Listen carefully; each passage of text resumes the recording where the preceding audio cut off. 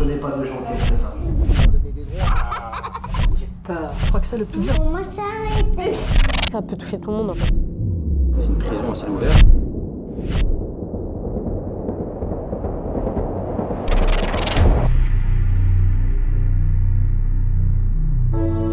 Merci de confirmer cette chance. La vie est pleine de surprises. Gagner, perdre, retrouver un être cher, se surpasser malgré les obstacles, refaire ses premiers pas, voir le monde en couleur pour la première fois. I love you. Entendre la voix de celle que l'on aime. Passer de la rue à un chez-soi.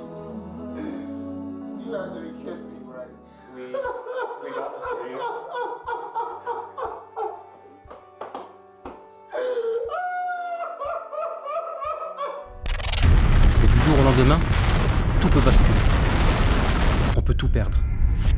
Notre famille, notre pays, notre vie. Car telle est la vie.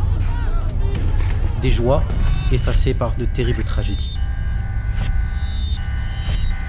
Mais n'imaginez pas que cela n'arrive qu'aux autres.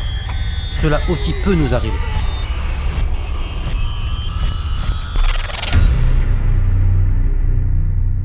Et c'est pour répondre à ces besoins que l'on a fondé Oumma Charity. Notre objectif, faire de notre mieux pour alléger ces souffrances. Et plutôt qu'un long discours, voici quelques-unes de nos actions en images.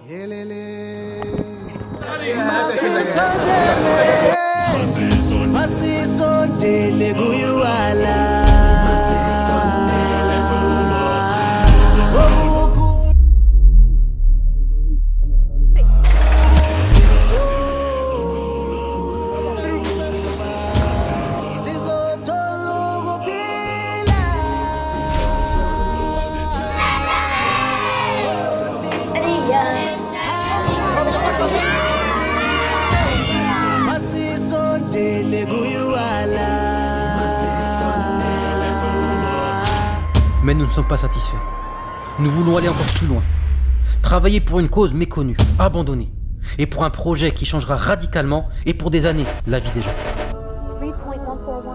Quand on pense autisme, on pense souvent génie. Pour moi, la langue natale sont les chiffres, comme je les vois dans ma tête, avec ses couleurs, avec ses textures. Cet homme est autiste. Il a du mal, beaucoup de mal dans ses relations avec les autres. Là, vous nous regardez, par exemple, alors que c'est pas naturel. J'essaie de le faire. Bon, le terme génie me gêne toujours, c'est un terme commercial qui ne recoupe aucune réalité. Les personnes autistes sont différentes entre elles, mais elles ont tout un potentiel d'apprentissage. Pour bien comprendre ce que c'est que l'autisme, c'est 24 heures sur 24 à cause de nous. On ne crée pas les structures adaptées. Parce qu'on est très fort en France pour faire des plans, mais le problème du plan, c'est qu'il est souvent homogène. La vingtaine de jeunes avec qui j'étais suffit à montrer qu'il n'y a aucune homogénéité. La société doit changer de regard sur l'autisme. Notre regard sur l'autisme s'est forgé à travers les films, à travers Hollywood, à travers la télé. Mais la réalité est tout autre. En France, là, il y a 2 mois, je crois, une mère, elle a pris ses 2 enfants et elle a sauté.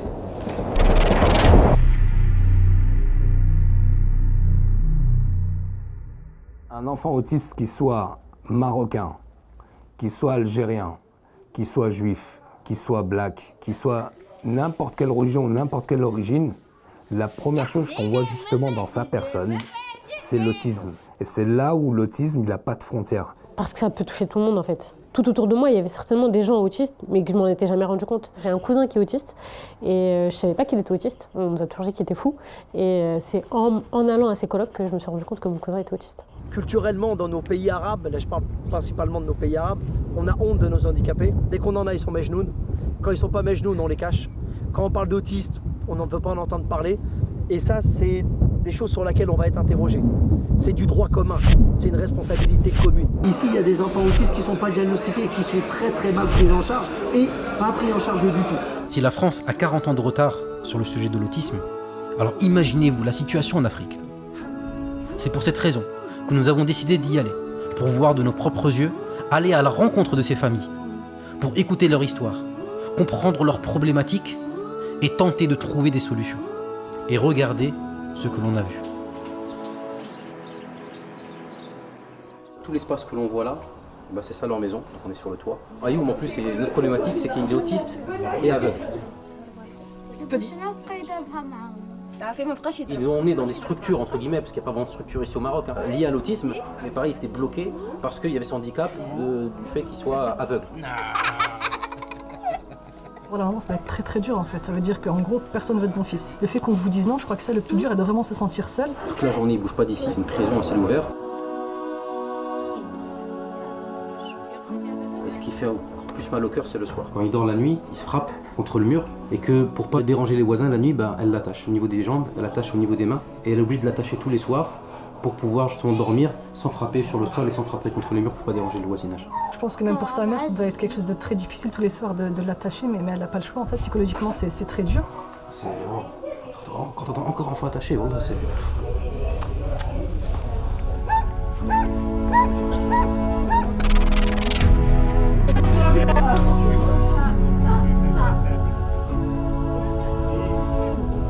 Les attaches depuis leur naissance, c'est pour les protéger.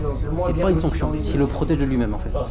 Si les mains sont bloquées comme ça, c'est parce que ses mains sont attachées pour éviter justement de se frapper encore.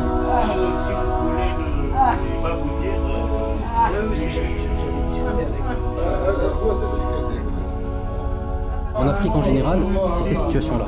On retrouve ça au Maroc, on trouve ça en Mauritanie, on soit dans d'autres pays, au Sénégal, c'est vraiment la situation. Et il y a même des cas où carrément ils sont abandonnés, il y a même des cas où les parents se suicident vu la difficulté.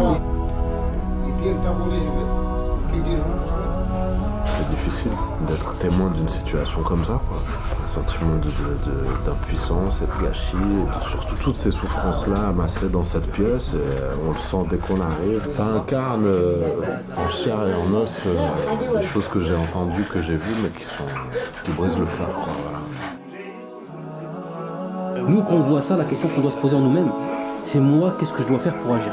C'est ça que normalement on doit faire quand on voit ça.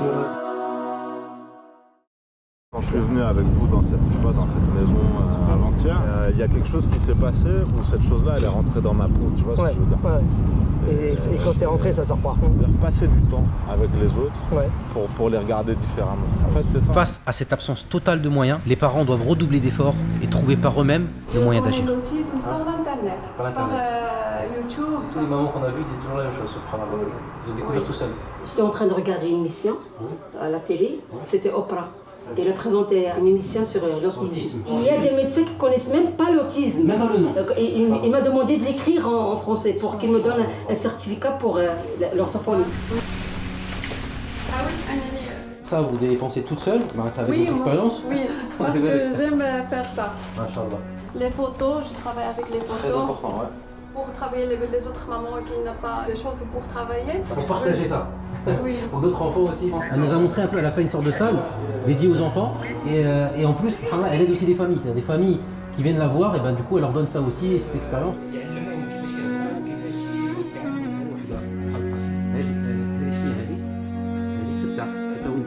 Et c'est beaucoup de l'artisanat en fait. Et avec des bâtons de glace, ils refont son dessin et l'enfant s'amuse à remettre le dessin à sa place, un boulon, une vis. Et ça permet de faire travailler la motricité de l'enfant. Du coup, je passais, on prévoira de débloquer une journée pour venir te voir. Inch'Allah, Inch'Allah. D'accord. Pourquoi vous avez peur? J'ai peur quand je meurs, qui va s'occuper de lui? J'ai peur. Il y a la famille qui peut prendre le relais? Non, ne me parlez pas de la famille.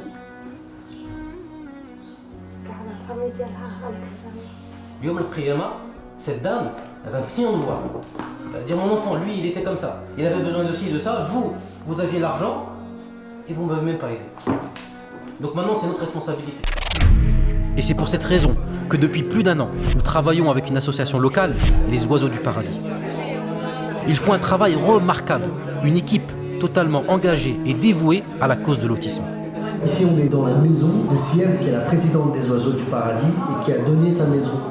Elle a donné ses 2 étages et elle vit dans un garage là où on met une voiture. Je ne connais pas de gens qui ont fait ça, qui ont donné leur maison, la totalité de leur maison. Et ça pour les enfants des autres. Grâce à vos dons, Ouma Charity a pu financer un bus scolaire. Ce bus permet aux personnes les plus éloignées d'accéder au centre et à l'école. L'école dans laquelle nous avons rénové et équipé 2 salles de classe pour les enfants autistes. Et nous organisons plusieurs fois par an des formations pour les parents et le personnel encadrant que nous accompagnons. le jour où on a payé le camion, ça y est, ça veut dire que les enfants sortent du cadre et ils font des sorties. Et pour ces enfants-là, c'est énorme. On se rend compte qu'il y a une évolution parce qu'il y a une meilleure compréhension de la prise en charge de l'autisme. On sent que les choses se précisent. Et avec très peu de moyens, regardez ce qui a été accompli. Ces enfants étaient incapables de frapper dans un ballon, rattraper une balle, sauter, faire du vélo. Mais avec seulement 2 mois d'accompagnement, regardez le résultat.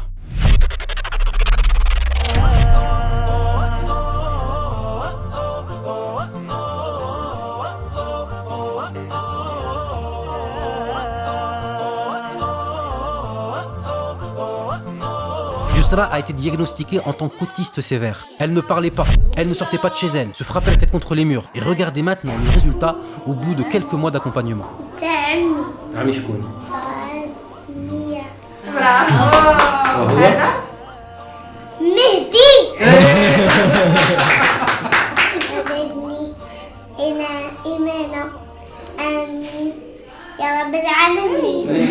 Voilà ce qui a été fait avec très peu de moyens.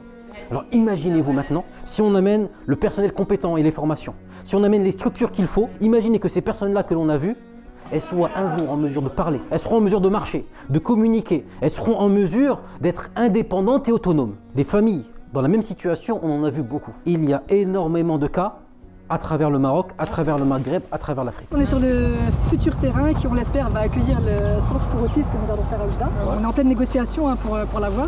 Et Inch'Allah, bi'idhnillah, il va accueillir le premier centre du Maroc spécialisé dans l'autisme. Donc ça sera à la fois un centre, mais aussi un internat pour les personnes qui habitent loin. Il y aura une écurie, une piscine, les logements des personnes qui travailleront. Donc voilà. On parle d'un vrai centre. Comme il n'y a pas d'équivalent au Maroc, au Maghreb, voire en Afrique. Un centre qui va permettre un accompagnement total des enfants. Un centre dédié à l'autisme avec internat. L'enfant, on va l'accompagner. Ensuite, il repart chez la famille.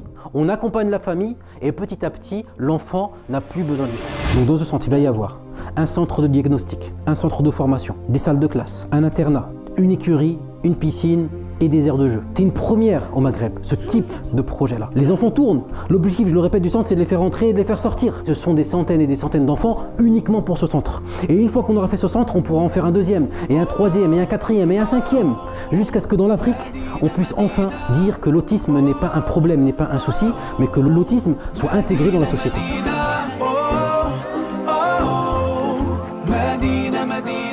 L'urgence fait que plus on va les laisser sans prise en charge, plus les symptômes ils vont s'amplifier et se développer. Dans ce monde, on ne laisse que ce qu'on a fait pour l'autre. Tout le reste, vous n'emporterez pas.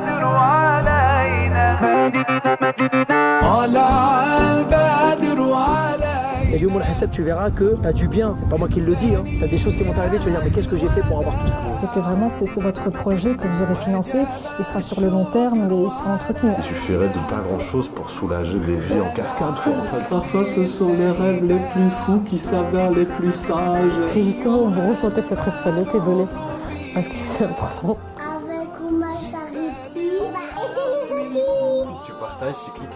C'est le mois de Ramadan. On va faire de ce mois de Ramadan, pas le Ramadan de manger, boire, non, non, non. Le Ramadan de l'autisme. On va se bouger, on va se motiver, on va donner, on va en parler, on va diffuser l'information. Le but aussi est de sensibiliser sur l'autisme. Donc il faudra en parler autour de vous. Vos familles, réunissez-les, parlez-leur de tout ça. Partagez cette vidéo, parlez-en autour de vous, mobilisez-vous, faites des actions. C'est qui ne mentent pas, qui ne veulent pas et qui disent toujours la vérité. Bah, c'est les autistes. Parce que l'autisme touche le monde entier. Mobilisons-nous, on a besoin de tout le monde. Et il n'y a pas de petits dons, il n'y a pas de petite action. L'an dernier, une vidéo a été partagée une fois. À la fin, on s'est retrouvé avec plein de personnes qui nous contactent, qui nous appellent, etc. Pourquoi? Ça a commencé avec WhatsApp, un partage. L'autre a partagé à l'autre. Après par SMS, par Messenger, par Snapchat, par Insta, jusqu'à ce que le message soit propagé. Ils ne sont pas différents, ils sont simplement exceptionnels et uniques. Tous ensemble derrière l'autisme. Coût de ce centre, 700 000 €. 700 000 €, mais on peut le faire. On a 30 jours. 30 jours pour clôturer cette campagne. 30 jours. 30 jours pour se mobiliser. Le décompte est lancé. C'est un défi, il n'est pas réalisable. Il est facilement réalisable si chacun de nous se mobilise. Et 6 mois, et toi, et lui, et un tel, et tout le monde, on se met ensemble. Sur ce projet-là, on va le faire, on va le clôturer durant ce mois.